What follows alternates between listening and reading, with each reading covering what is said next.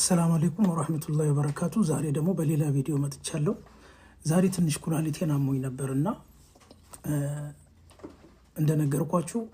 يونا قوادين يالين الزامي سرام علتنو. هيجيت أيوكوت. إنا يتكتكنينو كولاليتين. إنا سمونو تنش مكامت أبزيتش نبرا. لزامي مسلين المنا من نقر بيجيس نقرو. مدانيت من ترقو ميلو. مدانيت على الزلهم. جن የተምርን ፈዋድ ነግራለሁ ምናምን አለኝ የተምርን ጥቅም ማለት ነው ተምርን እንዴት አድርጌ ተጠቅሜ ውስጥ ያለውን የኩላሊቶችን ጠጠር እንዴት ማስወገድ እንዳለብኝ የተምሩን አሰራር ነገረኝ ማለት ነው እና ለእናንተ መጥቼ እዚህ መነግራችሁ ሁሉም ሰው ማለት ነው የሆነ ነገር ሆኖ የሆነ ነገር ታሞ ማለት ነው ሁሉም ሰው የየራሱን በሽታ እያወጣ እዚህ ቦታ ላይ የዳነበትን ነገር ቢናገር ማለት ነው والله ነው መላችሁ አንድ በሽታኛ ሆነ ማለት ነው አረቦች ጋር አሁን የሆነ ስላንዳንድ በሽታ ምናምን ነገር የሆነ ሰው ያስተላለፈ ከሆነ ኮሜንት ገብታችሁ አንብቡ አረበኛ የምትችሉ ሰዎች ማለት ነው በጣም በሚገርም ሁኔታ ለተሰጠው ያ ሰው የሰጠውን መመሪያ እንትን ብለው ማለት ነው ከዛ በኋላ እነሱ ኮሜንት የሚጽፉት ይዳኑበትን ነገር በቃ ይሄ በሽታ እኮ በእንደዚህ አይነት ምክንያት እንደዚህ ሆኜ እንደዚህ ድኛለሁ ምናምን ይያሉ ያስቀምጣሉ ሙሉ መረጃ ሳይሰለቻቸው ነው እንደሚጽፉት ቢያንስ 2-3 ጊዜ ደጋግሞ የሚጽፉላ አለ ቲክቶክ ላይም ይሁን ፌስቡክ ላይም ሄዳችሁ ተመልከቱ እና ሁሉም ሰው የዳነበትን ነገር ኮሜንት ላይ እየመጣ ቢጽፍ ሰዎች ደግሞ ኮሜንት ያነበቡ እነሱም ልክ ያ ሰው የዳነበትን ነገር በሽታቸው ተመሳሳይ ከሆነ እነሱም ያንን ነገር ይጠቀማሉ ማለት ነው በቀላል መንገድ በሽታቸውን ፈወሱት ማለት ነው አሁን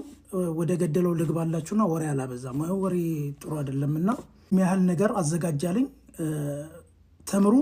የተምሩ ፍሬ እፍኝ እስኪሞላ ድረስ ማለት ነው ቢያንስ 7 ቀን ለ7 ቀን መጠቀም አለብህ ብሎኝ ነው እንትን ያለኝ ለ7 ቀን የሚሆነኝን እፍኝ አዘጋጀው ፍሬዎቹ ማለት ነው ከዛ በኋላ ወስጄ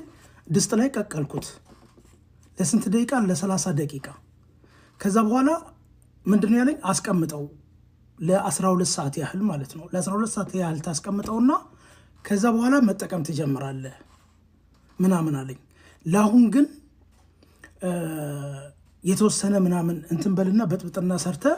ከዛ በኋላ የተወሰነውን ተጠቀም ብሎኝ ይሄው አሁን እየተጠቀምኩት ነው እና ምን ልላችሁ ነው አንዳንድ የሆነ ነገር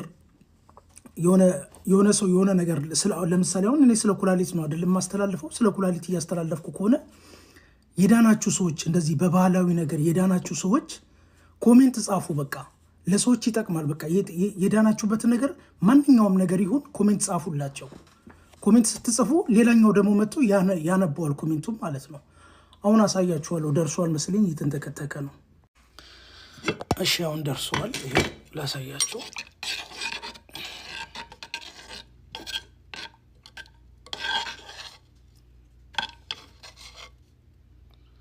ፍሬውን አያችሁት አይደል ይሄ አሁን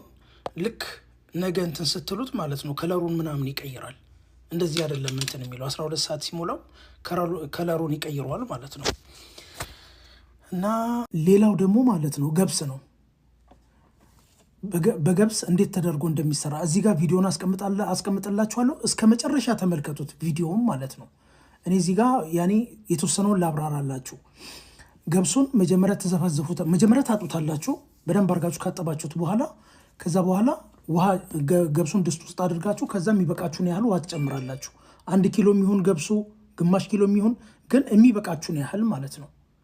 ከገብሱ ትንሽ ነው ከፍ የሚለው ውሃው ማለት ነው ከዛ በኋላ ለ45 ደቂቃ ነው የምታንተከተኩት 45 ደቂቃ